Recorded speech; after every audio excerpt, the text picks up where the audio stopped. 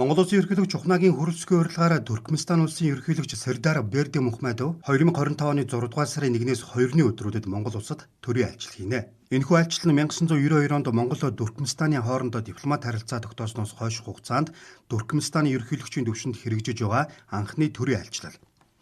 Монгол Улсын ерөнхийлөгч хөрөлцгийн 2024 онд Туркменстан улсад хийсэн төрийн айлчлалын хариу айлчлал юм а.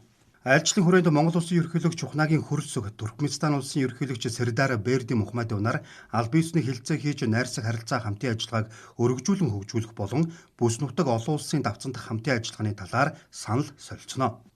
Монгол улс Туркменстан улстай 1992 оны 4-р сарын 23-ны өдөр дипломат харилцаа тогтоосон. Ашхабад хотноо 1 сая хүн амтай, цагаан гантгаар бүтээсэн 543 барилга байгууламжтай Төв Азийн Совд улс гэх тодтголтой юм а. 2013 онд Гиннесийн номд цагаан гантик хотоор бүртгэгдсэн.